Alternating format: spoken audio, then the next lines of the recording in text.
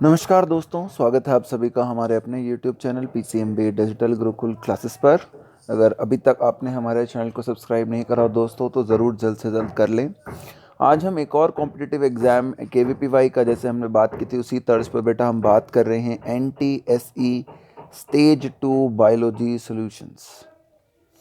Stage 2 biology solutions के बारे में हम लोग बात करेंगे आपके साथ। मैं बात करूंगा आपके साथ इस चैनल के माध्यम से NTSE स्टेज 2 बायोलॉजी सॉल्यूशंस के ऊपर जो अभी पेपर होने वाला है 2021 में 2020 ईयर का, उसमें 14th को पेपर है। उससे पहले आपके लिए बहुत इंपॉर्टेंट रहेगा अगर आप स्टेज 2 देख लेंगे। स्टेज 1 भी आप हमारे यहाँ 2019 का NTSE वाली प्लेलिस्ट में जाकर चेकआउट कर सकते हैं दोस्तों। और KVPY का भी हमने तीनों ईयर्स का सोल्यूशन 17, 18, 19 का रखा है। देखिए NTSE स्टेज 2 बायोलॉजी सॉल्यूशन अगर हम देखेंगे तो पहला क्वेश्चन क्या आया था। तो पहला क्वेश्चन आया था, choose one of the following statements given below which correctly explain the process of osmosis. कि भाई नीचे जो आपको स्टेटमेंट्स दी गई है उसमें से आपको सही चूज करनी थी स्टेटमेंट की, कौन सी स्टेटमेंट ऑस्मोसिस को सही से बताती है। तो पहले तो हम अपना जनरल ऑस्मोसिस का आइडिया क्लियर रखना चाहिए हमें कि जनरली ऑस्मोसिस क्या होता है। कि भाई अगर ये सोल्यूशन है जो हमने 9th-10th में एक टॉपिक पढ़ा होता है प्लाज्मोलाइसिस, कि अगर ये सॉल्यूशन है प्लाज्मोलाइसिस का और हमने पढ़ा था कि इसके अंदर मान लीजिए 2 सॉल्यूट्स हैं जबकि इसके बाहर सॉल्यूट्स की कंसंट्रेशन 4 है, तो हम कहते थे कि आउटर इन्वायरमेंट जो है वो कैसा है, हाइपरटोनिक है। और अगर आउटर इन्वायरमेंट का सॉल्यूशन हाइपरटोनिक होता था तो जहाँ सॉल्यूट कंसंट्रेशन ज़्यादा थी उस तरफ यहाँ से बाहर क्या निकल जाता था, वाटर, और ये सेल क्या कर जाता था, श्रिंक।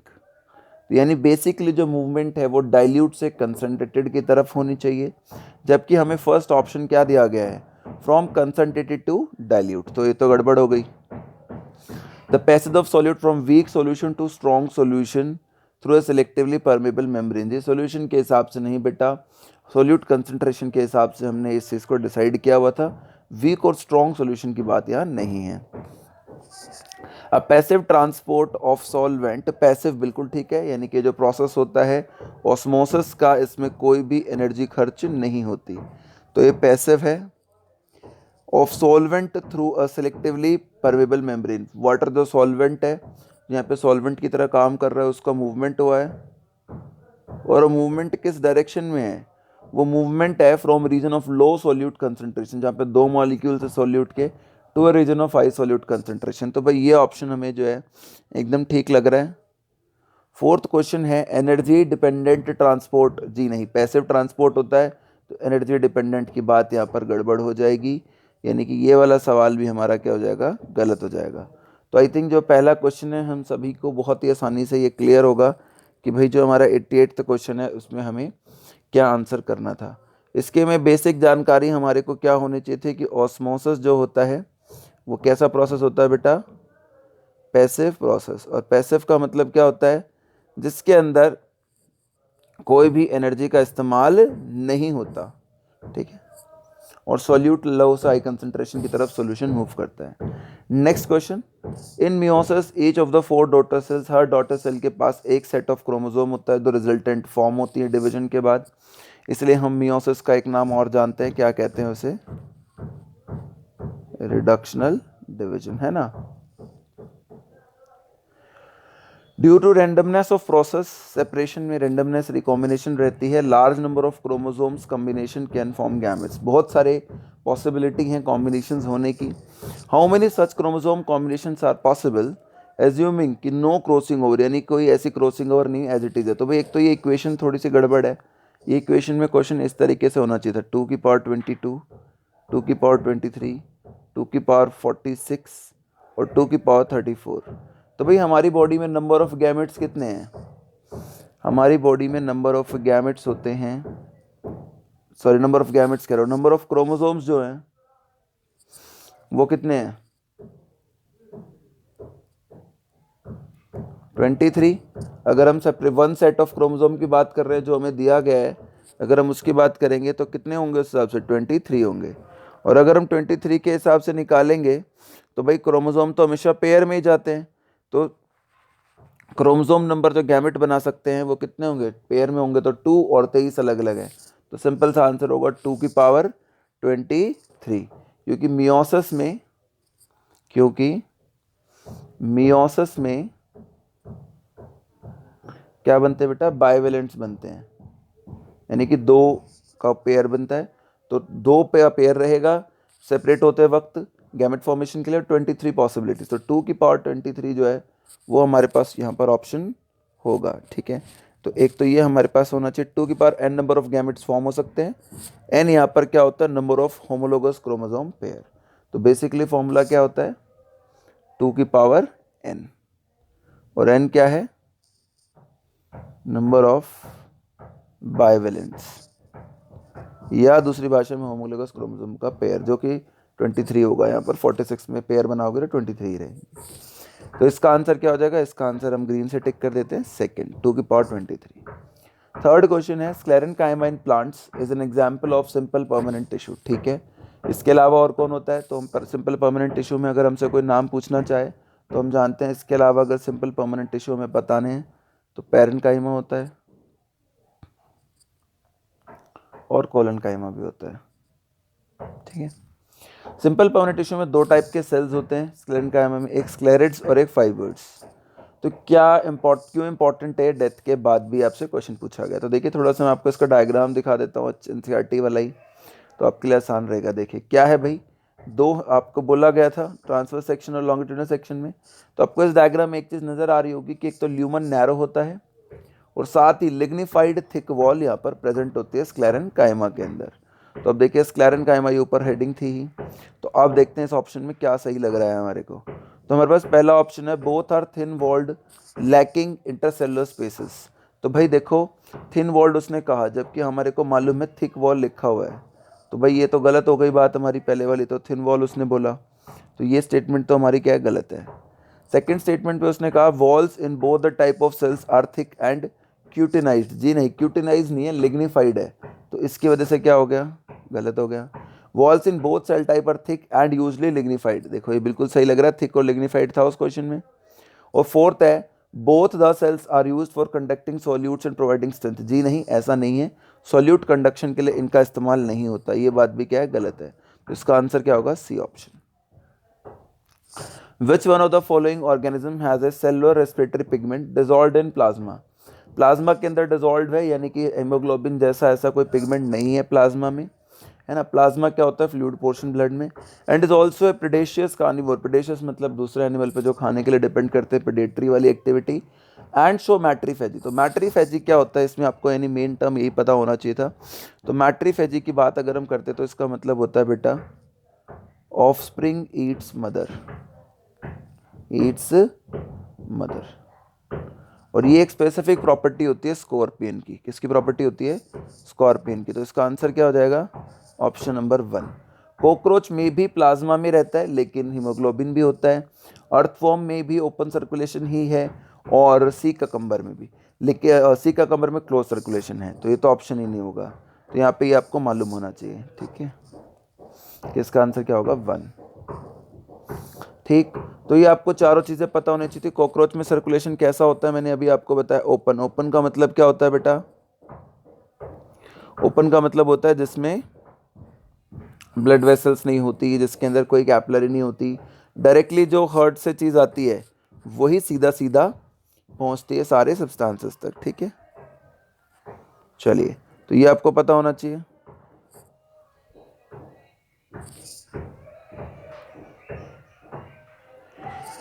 तो यहाँ पर मैट्रीफेजी के बेसिस पे हमें आंसर करना चाहिए था, जबकि कॉकरोच अर्थफॉर्म में ऐसा सिककम्बर में भी नहीं देखने को मिलता कि it eats its mother. Lichens are sensitive to air pollutants, ठीक है, और रिप्लेस कर देते हैं उनके कुछ plants. From the given option choose the following. तो भाई देखो वो सेंसिटिव किसके लिए होते हैं, तो सल्फर डाइऑक्साइड के लिए। ये आपको ज्ञान वाला क्वेश्चन था कि पहले से पता हो तो ही कर पाओगे। और उनको बाद में रिप्लेस कौन करता है, बाद में उनको रिप्लेस करते हैं ब्रायोफाइट्स वाले प्लांट्स। कौन रिप्लेस करता है बेटा बाद में उन्हें, ब्रायोफाइट्स। तो अगर ब्रायोफाइट्स के हिसाब से आप इस क्वेश्चन का आंसर सोचेंगे तो क्या होगा, लिवर वोट और मोसेस उसके दो टाइप होते हैं। तो यहाँ पर आपका आंसर बन जाएगा option number 1, sulphur dioxide and मोस। एल्गी, ग्रास और फर्न्स ये तीनों गलत हैं, जिसकी वजह से ये तीनों ऑप्शंस हमारे कट हो जाएंगे। लाइकेंस के बारे में एक चीज़ और हमेशा पूछी जाती है, ध्यान रखिएगा कि लाइकेंस की ग्रोथ डिक्रीज हो जाती है इन पोल्यूशन। तो जहाँ भी इनका नंबर कम हो जाता है, पहले ज़्यादा था, तो उससे ये इंडिकेट होता है कि वहाँ पर पॉल्यूशन क्या हो गया, बढ़ गया है कंपैरेटिवली। ठीक है, तो ये भी एक बात होती है इंपॉर्टेंट।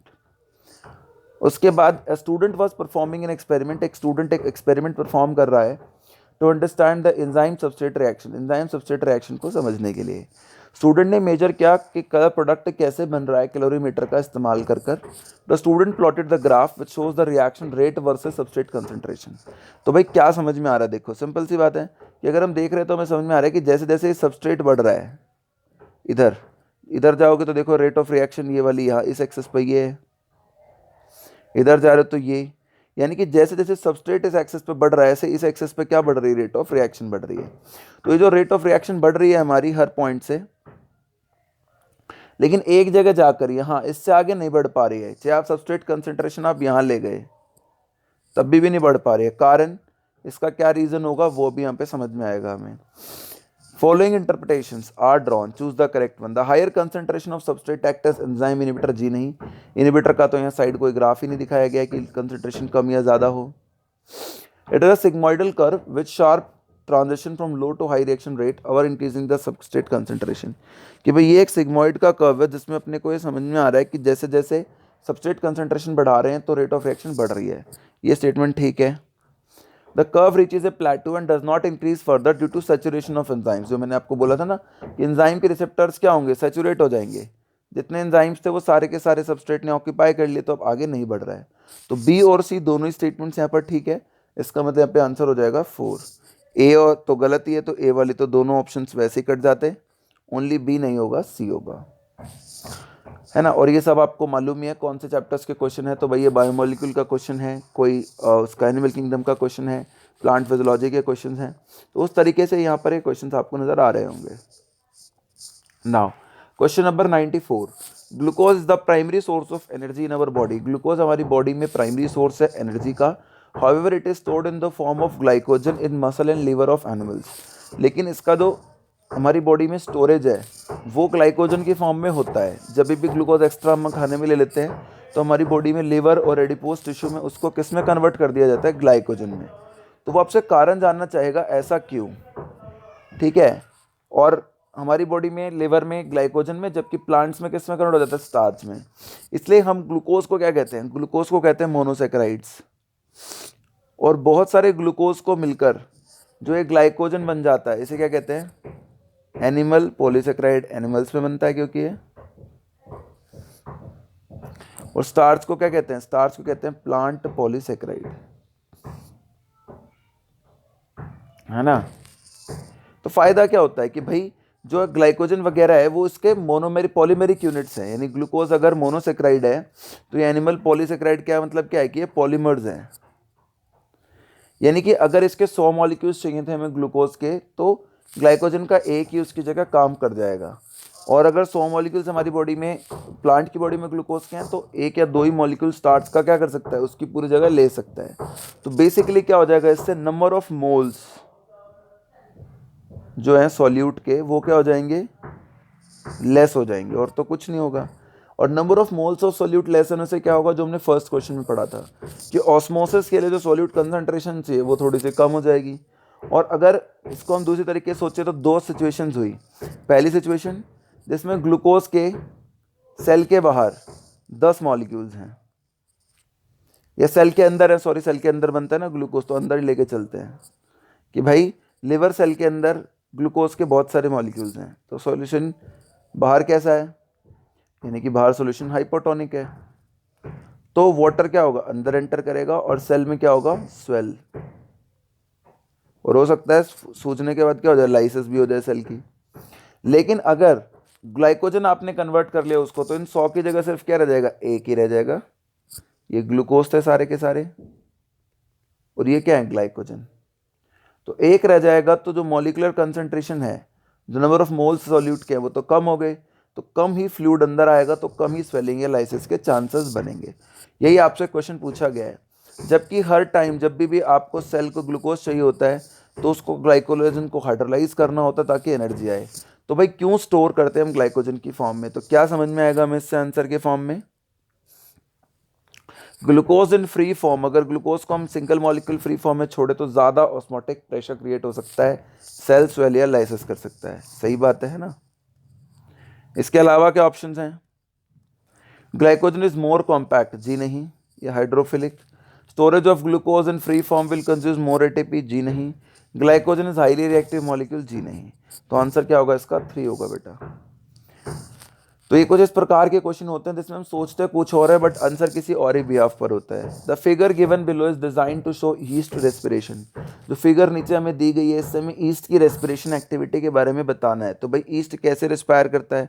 अभी तक के क्वेश्चंस अगर आपने करे होंगे तो आपको मालूम ही होगा कि ईस्ट की जो रेस्पिरेशन होती है वो किस बेस पे होती है? फर्मेंटेशन।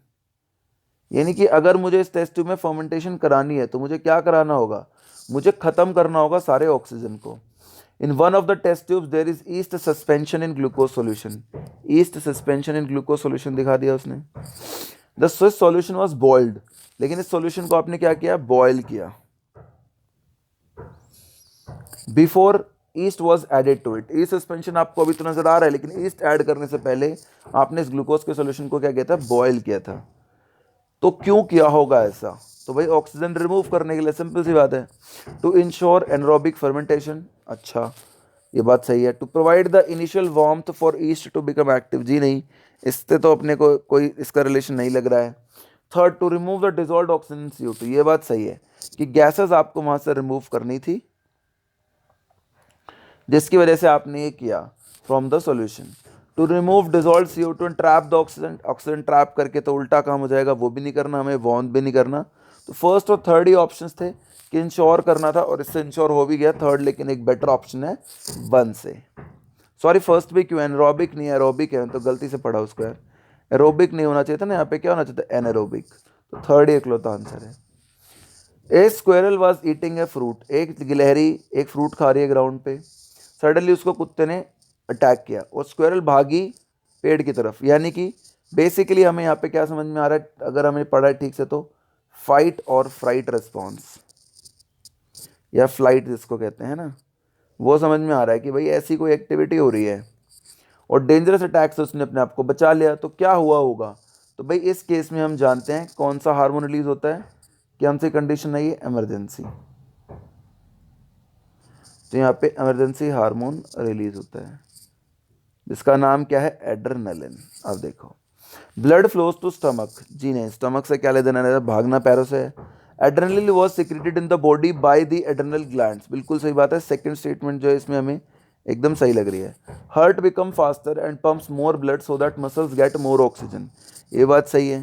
हार्ट रेट भी एड्रेनलिन या सिंपैथेटिक सिस्टम में क्या होती है? फास्ट हो जाती है। तो बी एंड सी दोनों ऑप्शन अपने को सही लग रहे हैं। Adrenocorticotropin hormone is secreted in the blood and blood flows towards, जी नहीं, एड्रेनोकॉर्टिकोट्रोपिक हार्मोन नहीं, एड्रेनल ग्लैंड। एड्रेनोकॉर्टिकोट्रोपिक हार्मोन की जगह एड्रेनल ग्लैंड होना चाहिए था। एड्रेनोकॉर्टिकोट्रोपिक हार्मोन कहाँ से आता है? पिट्यूटरी से आता है। कहाँ से आता है? ACTH हार्मोन कहाँ से आता है? पिट्यूटरी से। और ये ज़्यादा किस पे काम करता है? एड्रेनल कॉर्टेक्स पे, जहाँ से क्या रिलीज होता है? कॉर्टिकॉइड्स, ग्लूकोकॉर्टिकॉइड और मिनरलोकॉर्टिकॉइड, यानी कि एल्डोस्टेरॉन वगैरह। तो ये भी नहीं होगा, तो यहाँ पे ये भी आंसर नहीं होगा, बी एंड सी होगा।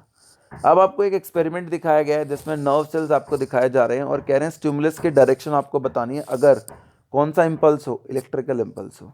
तो भाई सिंपल सी बात है कि अगर ये भी एक न्यूरॉन है और ये भी एक न्यूरॉन है, बॉडी से तो आ नहीं रहा सिग्नल, यानी कि बिटवीन 2 न्यूरॉन्स आ रहा है ना। हर एक में 2 न्यूरॉन ही दिए गए हैं। तो कैसे आइडेंटिफाई होगा कि भाई एक अगर न्यूरॉन है का सेल है और नीचे की तरफ एक्सटेंशन है? तो पहली चीज होती क्या है कि यहाँ से तो आता है सेंसरी सिग्नल, इसके डेंड्राइट्स से रिसीव करते हैं कौन से के? फर्स्ट न्यूरॉन के। फिर ये जाता है इसके एक्सॉन से नीचे की तरफ इम्पल्स, फिर टर्मिनल्स पे क्या होता है? सिनेप्टिक वेसिकल्स, है ना। और जो सिनेप्टिक वेसिकल्स डेंड्राइट्स अगर हम थोड़ा बनाना चाहें और अच्छे से तो और अच्छे से बना सकते हैं। तो सिनेप्टिक वेसिकल्स होते हैं हमारे, समझाने के लिए कर रहा हूँ फटाफट। तो सिनेप्टिक वेसिकल से क्या रिलीज होता है? न्यूरोट्रांसमीटर, जिसको एसिटाइलकोलिन वगैरह कहते हैं, और ये जाकर फिर दूसरे न्यूरॉन की किस पे बाइंड होता है? डेंड्राइट पे। फिर उस न्यूरॉन का एक्सॉन बिल्कुल इसी तरीके से चलेगा अगर 2 न्यूरॉन्स है तो यानी सबसे पहले डेंड्राइट आएगा, फिर एक्सॉन आएगा, फिर डेंड्राइट आएगा, फिर एक्सॉन आएगा, यानी कि इस तरीके से कोई अपना स्टिमुलस होना चाहिए था इस केस में। तो इस केस में ऐसा ऑप्शन ए क्या देखेंगे अगर हम ध्यान से, अगर हम फर्स्ट ऑप्शन देखते हैं तो फर्स्ट ऑप्शन में क्या नजर आ रहा है हमें कि एक्सॉन से स्टार्ट होते हुए हमें नजर आ रही है इम्पल्स, यहाँ से यहाँ जा रही है और एक्सॉन से स्टार्ट हो रही है। जी नहीं, एक्सॉन से स्टार्ट होकर दूसरे के डेंड्राइट पे नहीं जाएगी, पहले के डेंड्राइट से शुरू होकर उसके एक्सॉन फिर नेक्स्ट के डेंड्राइट पर जाएगी, सेम न्यूरॉन के डेंड्राइट पर नहीं जाएगी। ये तो यहाँ से स्टार्ट होकर पहले खुद ही के डेंड्राइट पर जा रही है, तो ये तो गलत हो गया। सेकंड ऑप्शन क्या है कि भाई एक्सॉन से स्टार्ट होकर सेम न्यूरॉन के डेंड्राइट पे जा रही है, ये फिर से गलत हो गया। ये थर्ड ऑप्शन देखो, एक्सॉन से स्टार्ट होकर पहले दूसरे के डेंड्राइट फिर उसके एक्सॉन, तो ये बिल्कुल सही ऑप्शन है। चौथा ऑप्शन देखो, डेंड्राइट से शुरू होकर एक्सॉन पे जा रही है, एक्सॉन से शुरू होकर फिर दूसरे के एक्सॉन पे जा रही है। जी नहीं, यहाँ पे क्या आना चाहिए था, डेंड्राइट आना चाहिए था, है ना। एक सेकेंड में, ये थोड़ा सा शायद थिक हो गया कलर, यहाँ पे क्या आना चाहिए था बेटा, डेंड्राइट आना चाहिए था, इसलिए गलत हो गया। तो ऑप्शन क्या हो गया, सी। डबल फर्टिलाइजेशन, 3 क्वेश्चन और बच गए भाई हमारे। डबल फर्टिलाइजेशन एक कॉम्प्लेक्स मैकेनिज्म है फ्लावरिंग प्लांट्स का, वो यूनिक होता है एंजियोस्पर्म्स के लिए। Choose the most appropriate statement, तो भाई ये हम सब जानते हैं कि होता कैसे इसके अंदर और क्या होता है कि एक सिंपल सा सर्कल होता है, उसके अंदर ओवम के अंदर, ओव्यूल के अंदर 2 सिनर्जिड सेल्स होते हैं जो प्रोटेक्ट कर रहे होते हैं। एक सेकेंड, इसको अगर और क्लियर हम सोचें तो कि भाई 2 सिनर्जिड सेल्स होते हैं, सेंटर में होती है एक एग सेल, करेक्ट, और इसके यहाँ सेंटर में होता है सेंट्रल न्यूक्लियाई या पोलर न्यूक्लियाई, और ऊपर होते हैं 3 एंटीपोडल सेल्स।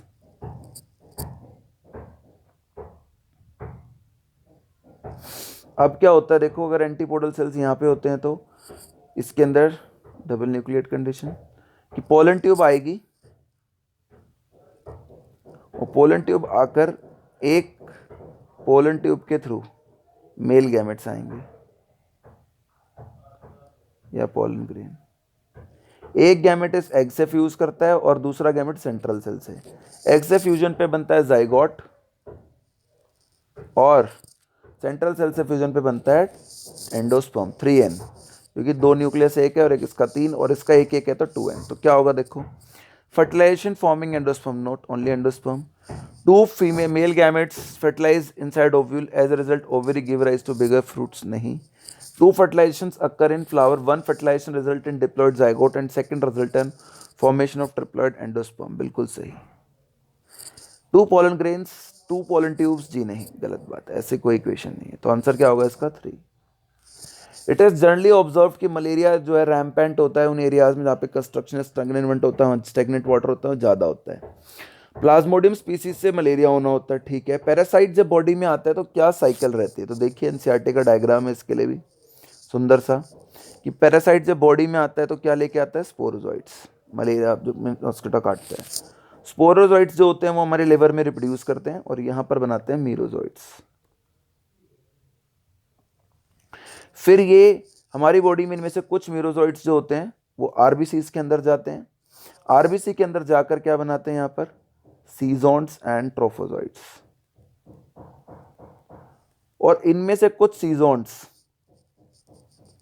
फ्यू सीजोन्स क्या करते हैं, क्या बनाते हैं, गैमेट्स, और गैमेट्स जाकर फिर मलेरिया में मल्टीप्लाई करते हैं। क्योंकि हमारी बॉडी में फर्टिलाइजेशन नहीं हुई इसलिए हमारी बॉडी में होती है एसेक्सुअल फेज और मॉस्किटो में होती है सेक्सुअल फेज ऑफ प्लाज्मोडियम। फिर वो उसके सलाइवा में जाता है स्पोरोजोइट, गैमेटोसाइट से बनकर फिर दोबारा हमारी बॉडी में आ जाता है। तो देखो क्या आंसर होगा इस बेसिस पर अगर हम सोचते हैं तो सबसे पहले तो स्पोरोजोइट्स होंगे, पहली बात तो, सबसे इंपॉर्टेंट बात तो यही होगी। तो सबसे पहले मीरोजोइट तो नहीं होगा, तो भाई इतनी बात पता है तो 2 ऑप्शन तो यहीं कट गए, सोचना ही नहीं है। पहले स्पोरोजोइट, फिर ह्यूमन लिवर में जाके स्पोरोजोइट तो नहीं रहे, मीरोजोइट में कन्वर्ट हुए, तो ये भी कट गया, बचा क्या, फर्स्ट ऑप्शन। फिर गैमेट्स आरबीसी के पास, फिर मॉस्किटो में गया जाइगोट, उसे स्पोरोजोइट दोबारा बनाएगा, ठीक है। Last question, a plant with red coloured flowers is cross with plant with white flowers. एक प्लांट के पास रेड फ्लावर है, एक प्लांट के पास वाइट फ्लावर है, आपने दोनों को क्रॉस किया, यानी कि आपने रेड और वाइट फ्लावर को क्या किया है, क्रॉस किया है, ठीक है। कंट्रोल्ड सिंगल जीन से है, रेड जो है वाइट के ऊपर क्या डोमिनेट कर रहा है, ये इसके ऊपर क्या करता है, डोमिनेट, यानी कि जब दोनों प्रेजेंट होंगे तो क्या अपीयर होगा, red. The F1 progeny is self-pollinated and F2 is and the flower color in F2 is observed। ठीक बात है। तो भाई ऐसा ले लेते हैं कि रेड कलर फ्लावर है और उसको वाइट कलर फ्लावर के साथ आपने क्रॉस कर दिया, और आपने जो है रेड डोमिनेट था उसके ऊपर, वाइट के ऊपर, ऐसा आपने देखा। तो सिंपल का है तो सिंपल ही लेते हैं कि ये ले लिया मान लीजिए आर आर, और वाइट ले लिया स्मॉल आर, तो क्या क्रॉस आएगा, R small R, R small R, R small R, R small R, और रेड वाइट के ऊपर डोमिनेंट था। फर्स्ट जनरेशन में सारे क्या है, रेड। अब आपने इन दोनों को क्रॉस करा दिया, R R, R small R, और आर कैपिटल आर, और स्मॉल आर स्मॉल आर। तो ये तीन में तो, इन दोनों में तो होमोजाइगस रेड होगा, और इसमें होगा हेट्रोजाइगस, डोमिनेट करने की वजह से रेड, और ये क्या होगा, वाइट। यानी कि तीन तो रेड होंगे और एक क्या होगा, वाइट। तो रेशियो क्या होगा बेटा, रेड टू वाइट रेशियो होगा 3:1। अगर आपको फिनोटाइप रेशियो पूछा है तो फिनोटाइप रेशियो क्या होगा, 3:1, है ना। तो इसका आंसर क्या होगा, ये फिनोटाइप पूछा है। तो जीनोटाइप पूछते तो कहानी क्या हो जाती, जीनोटाइप पूछते तो क्या होता कि दो ये हैं तो ये एक एक ये है, तो 2:1:1 या 1:2:1 ऐसा कुछ हम लिख सकते थे। तो बच्चों इसी के साथ ये एनटीएससी स्टेज 2 2019 का पेपर मैंने आपके लिए सॉल्व कर दिया है। बाकी पेपर्स भी आप हमारी प्लेलिस्ट में जाके देख सकते हैं। उम्मीद करता हूँ आपको समझ में आ गए होंगे। चैनल को सब्सक्राइब करते रहें और हमें सपोर्ट करते रहें। धन्यवाद।